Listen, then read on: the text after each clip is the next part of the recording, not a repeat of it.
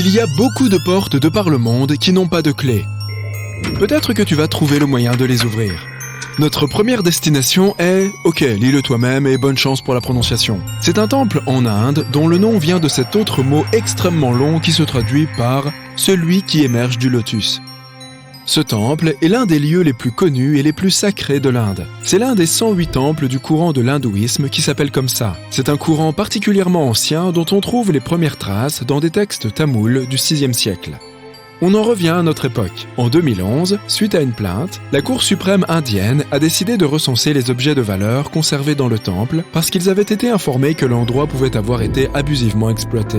Pour ce faire, ils ont dû ouvrir toutes ces portes qui étaient restées fermées pendant des siècles. La commission a ainsi découvert 6 gigantesques caveaux secrets dans lesquels étaient cachés d'inestimables trésors.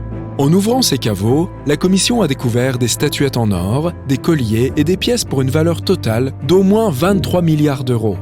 Les officiers ont aussi découvert des costumes de cérémonie, des noix de coco en or incrustées de bijoux et de gros diamants. Quand je dis gros diamants, c'est que c'est vraiment des gros diamants. Certaines de ces pierres précieuses atteignent les 110 carats. Pour te donner une idée, une petite statuette en or de cette collection a une valeur estimée d'environ 31 millions d'euros.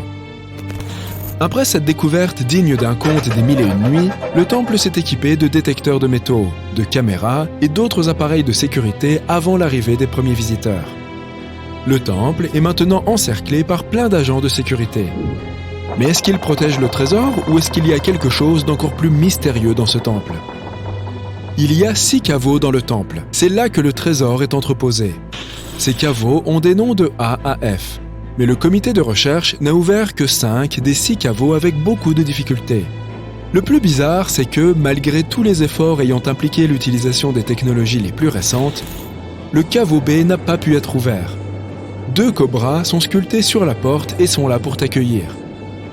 Cette porte fait office de portail. Tu peux aisément le voir, comme pour les portes qui mènent aux autres caveaux. Surprise! Les experts ont découvert 2 autres portes derrière la première. La deuxième porte est en bois et la troisième en fer. Étonnamment, la dernière porte est verrouillée et ne présente aucune caractéristique d'une porte. Pas de charnière, de poignée, de verrou, ni quoi que ce soit d'autre. Personne ne sait ce qui se cache dans le caveau B. Ceux qui croient en des forces occultes considèrent qu'ouvrir cette porte contre sa volonté libérerait d'innommables forces sur le monde. D'autres considèrent que la porte du caveau B conduit vers un tunnel. On ne sait pas si c'est lié à ces croyances, mais la Cour suprême indienne déconseille l'ouverture des portes du caveau B. En 2010, David Crespi, un ingénieur français qui visitait le Machu Picchu, a découvert une porte étrange dans un des bâtiments principaux. La porte se trouvait dans un passage étroit très peu fréquenté par les touristes et les archéologues. David a pensé qu'il s'agissait d'une porte d'entrée qui avait été scellée par les Incas pour une raison inconnue. Il a immédiatement contacté les archéologues et les autorités, qui lui ont promis qu'il commencerait à enquêter au plus tôt et qu'il lui donnerait des nouvelles sur sa découverte. Les mois ont passé, mais il n'a reçu aucune nouvelle. Il n'a reçu aucune réponse à ses appels et ses emails. En 2011, il tombe sur un article sur le Pérou écrit par Thierry Jamin. David le contacte immédiatement et l'informe de sa découverte. Par la suite, Jamin et d'autres archéologues se rendent au Machu Picchu pour mener l'enquête sur la porte secrète. Ils en ont conclu qu'il s'agissait bien d'une porte d'entrée scellée par les Incas. Les chercheurs ont confirmé la découverte de 2 entrées situées derrière la fameuse porte. Ils ont aussi reproduit une image 3D d'une rampe d'escalier conduisant vers la pièce principale et une autre chambre. L'analyse révèle quelques cavités parmi lesquelles se trouve une grande pièce quadrangulaire. En outre, les géoradars ont aussi détecté des métaux qui pourraient correspondre à des objets en or ou en argent. Jamin et son équipe pensent qu'il s'agit peut-être d'une pièce datant d'une période préhispanique. Ils pensent que les Incas ont scellé la porte afin de cacher quelque chose d'important. Peut-être s'agit-il d'un énorme trésor ou autre chose de tout aussi important. Jamin a affirmé que la découverte de cette chambre pourrait être la première étape de la découverte d'un mausolée. Jamin soumet une demande officielle au gouvernement péruvien afin d'obtenir l'autorisation d'ouvrir la pièce. Pourtant, ni sa demande, ni les demandes d'autres archéologues n'ont été approuvées jusqu'à maintenant. Les autorités considèrent que l'ouverture de cette porte pourrait causer des dégâts à d'autres aires du site archéologique. Pourtant, la caméra endoscopique a confirmé l'hypothèse que les blocs de pierre de l'entrée ne font que bloquer le passage et ne sont pas des éléments structurels utiles au bâtiment. Le troisième mystère se situe à Gizeh, en Égypte. Des explorateurs ont découvert 2 portes secrètes dans la pyramide de Khéops. Il y a 2 tunnels d'environ 20 cm de large qui partent des murs nord et sud de la chambre de la reine. Mais ces tunnels sont fermés avant de déboucher sur l'extérieur de la pyramide. Alors, où peuvent-ils bien conduire ? Personne ne sait exactement à quoi servent ces tunnels. Certains archéologues pensent que ces portes cachent l'entrée à des chambres encore inexplorées. L'égyptologue Zahi a raconté la découverte de ces portes. Un robot conçu spécialement pour l'expédition a été envoyé dans ces couloirs partant de la chambre de la reine pour comprendre ce qui s'y trouvait. Les chercheurs ont branché une caméra à ce robot. La vidéo montre que derrière la porte en pierre se trouve une autre porte close.